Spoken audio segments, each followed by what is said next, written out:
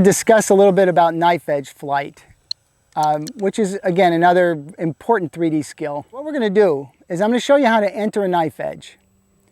I don't want you to enter and start grabbing controls and panicking to hit that rudder. What I'm going to do is I'm just going to turn the airplane, and you see what happens? It just starts to fall down, the nose. So what I'm going to do now is I'm just going to roll it, not panic, and now I'm going to add a little rudder. And you see the nose straightening out, and I'm going to add power now to keep it up in the air, and it's flying perfectly straight on knife edge.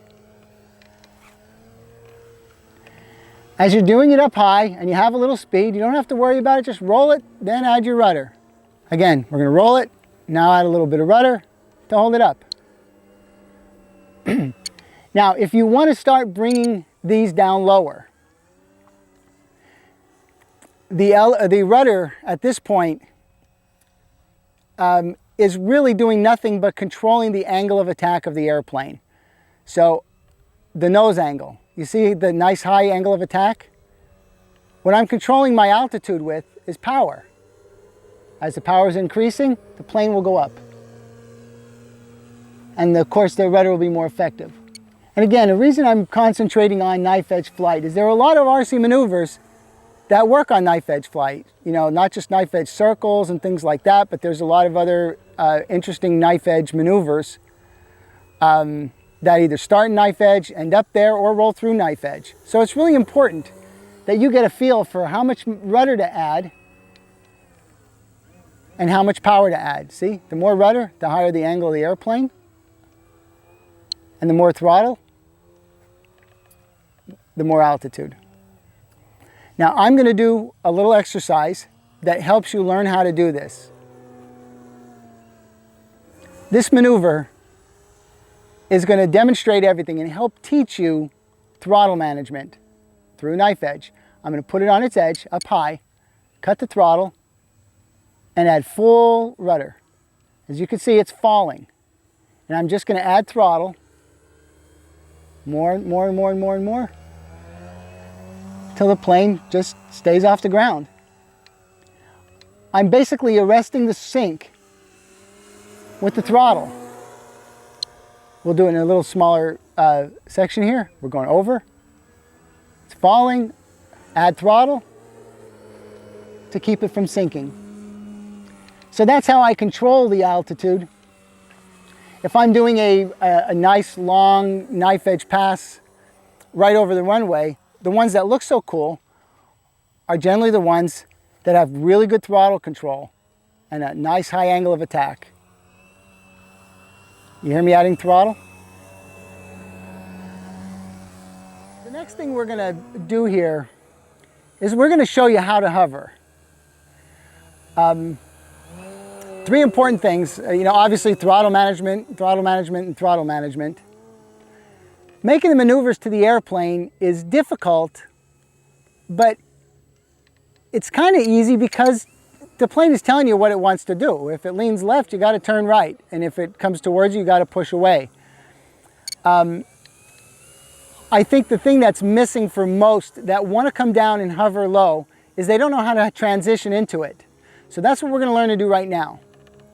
If this looks familiar, most that don't know how to hover, this is how they transition into it. They slow down and then pull on the elevator and then start adding throttle, and you can see something, the plane is still going up, and that's all that happens. And the concept of hovering low seems almost impossible because right as they enter it, they go up 8 feet. If you've ever watched my videos or seen me transition into a hover, I'm in a Harrier. And you can see what the airplane's doing. It's in a Harrier. Now all I'm going to do is just add a little more elevator and a little more throttle. Now it's hanging. It's a feel thing, and on the last part of the stand-up you have to add significantly more power. See if I could demonstrate it a little closer to us. All right, we're right here.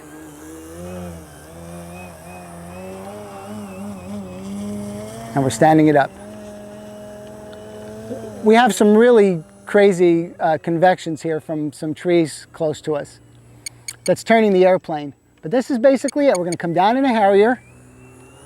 We're going to hit our bottom, or however high we want to hover, and then we're going to stand it up. Now, I've said this before in videos, I am not trying to be dismissive of how difficult it is. And I know I say, well, it's just simple, you just stand it up. And I know it's not. I'm not suggesting that this is really, really easy, because it isn't. But if you watch how nice and easy it is to transition. I'm just going to go a little more throttle, and then cut the elevator. Once again, we're in a Harrier, more power, more power, more power, less elevator, and now we're standing.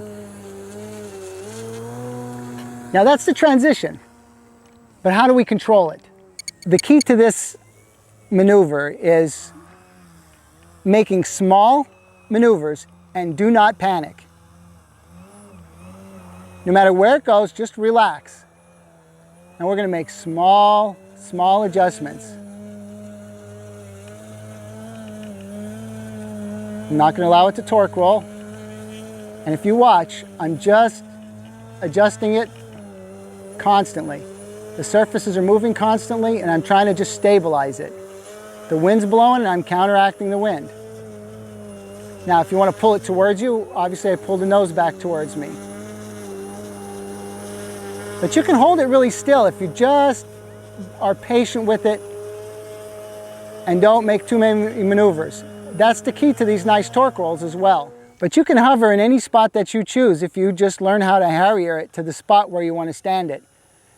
In fact, I'll stand it up right here over the our building table.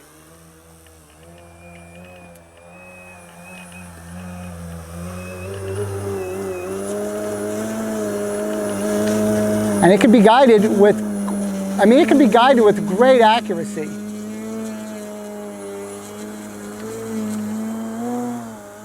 Again, it's a little windy. There's a few other ways to enter into a hover. One is a wall. So what I'm going to do is show you a wall. Nice nominal rate of speed. And then we're just going to hit full elevator and then relax it. And then add our throttle. Now, obviously, there's a lot of ways to get into the hover, and a big part of 3D flying is going to be combining maneuvers. There's some really popular ways and kind of cool ways to getting into a hover. We can snap to a hover.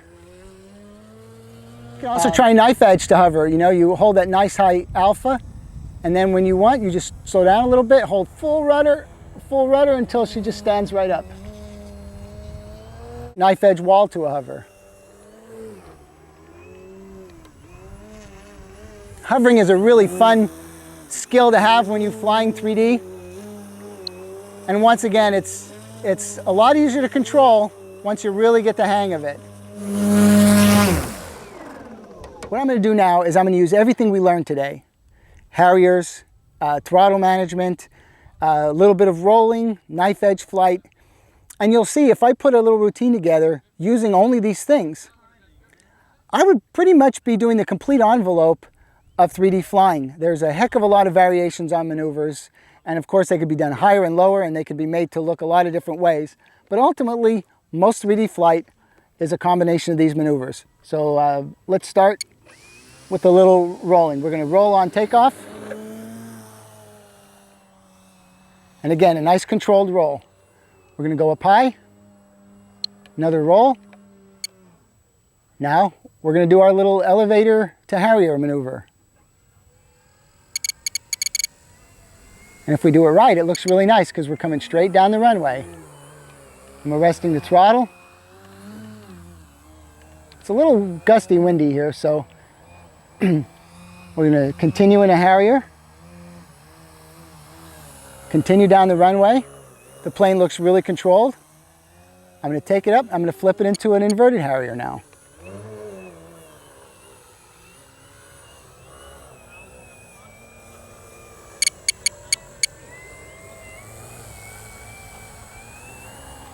Now as we're coming back, we're going to try and throw in some more 3D maneuvers. We'll stand it up and we'll hover it.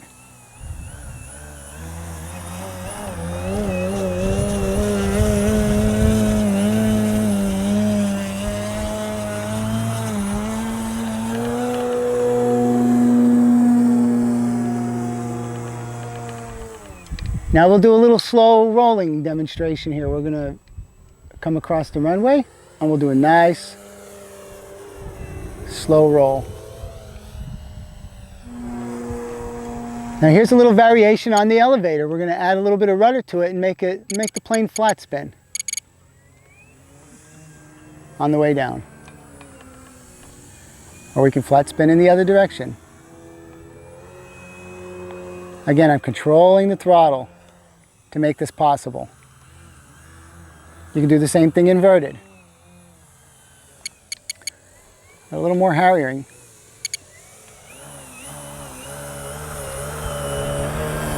Let's nicely stand it up into a hover. See, the wind's blowing, so it's moving down the runway. All I'm trying to do is manage the throttle.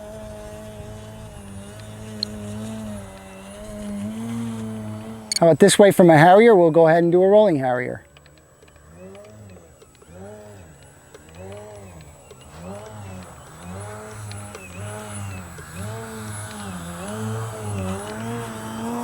How about a little death slide to finish our routine?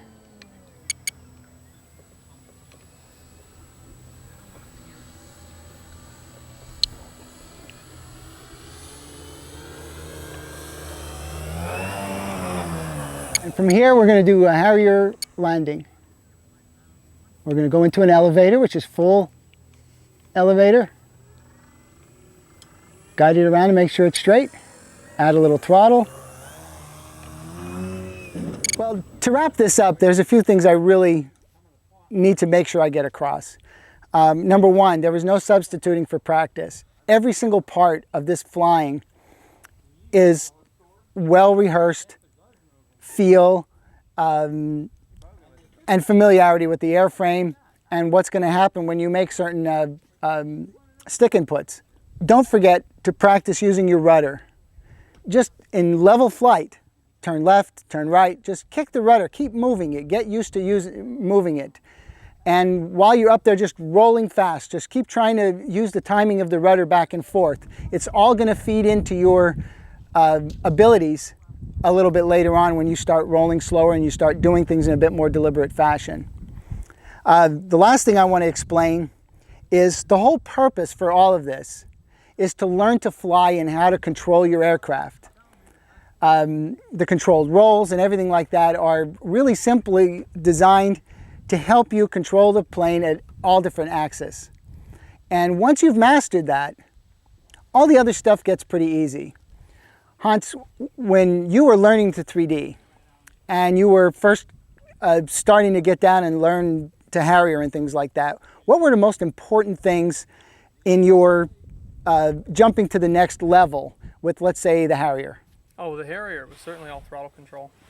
To learn to control the sink of the airplane using the throttle and not rely on the elevator itself, because the elevator doesn't function at that point. The wings are stalled. You're relying on the prop wash for the effectiveness. What about knife edge?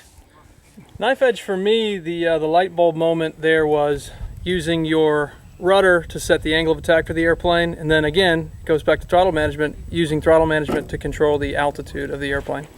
You know, I've had several pilots that I helped at the field and stuff like that did have the light bulb moment, that I would watch them, you know, knife edge down the runway and do very well. And one day we went through that little, you know, falling knife edge maneuver and showing them how to add the throttle at the end and not panic and just add a little throttle and it eventually start to rise. In 3 flights, he completely mastered coming down a knife edge low. He had already had enough experience flying fast that once he got that, it changed everything. Hovering. Is there any big piece of information that we had shared in other videos or this video that was transformational in your hovering? Yeah, you know, hovering is one of those things where there's so many outside factors and forces on the airplane. It could be a windy day like it was a little bit today, that you just never stop flying that airplane. Sometimes you get lucky and the airplane falls into it and it feels more locked in, but the other time it's little adjustments. So it's a constant stream of small adjustments to keep the airplane right where you want it. One of the most popular videos I did online was a video on how to hover. And I think what people got out of that the most when they'd write to me afterwards and stuff like that was the part of it was said, you just need to relax and not fight with the airplane and anticipate a little bit. And when I'm hovering at this point in my career, I am relaxed. You've seen me hover in my living room and hover in small spaces and things like that and catch them. Trust me, I'm not grabbing this airplane out of the air because I'm not relaxed. You know, I'm comfortable. The plane is sitting nicely, not making big maneuvers, and I'm comfortable with the plane in that configuration. As you're learning to hover, it's impossible to not panic a little bit as it starts fishing. But eventually that is your goal, is to just relax. So if you're flying it up high or a little bit higher, focus more on relaxing and making small maneuvers. I think that is a really helpful bit of advice. Another little trick that seemed to help some people is that little piece of advice that says, don't worry so much about keeping it from falling. Try and keep it from gaining altitude. Most people, when they transition into a hover, go from straight line flight, so the plane automatically goes up about 20 feet, and then they're so nervous about it hitting the ground, they're adding more and more power, and the plane is just climbing through the hover. If you go back and watch the hovering I did today, I kind of sunk into it, and I tried very hard not to let the plane rise. And that's a bit counterintuitive. Normally it's like, geez, I don't want it to hit the ground. I don't want it to fall. But the instinct to keep it from falling seems to be a bit more prevalent, and I wouldn't worry so much about that. Just watch to make sure it doesn't keep climbing on you. Hans, thanks for everything and your input, and of course for doing all the filming and editing, and thanks Steve behind the camera over there. I hope you guys get something out of this little series of videos. Buy a good airplane, like a precision aerobatics airplane. Get on the sticks and start practicing. Happy flying.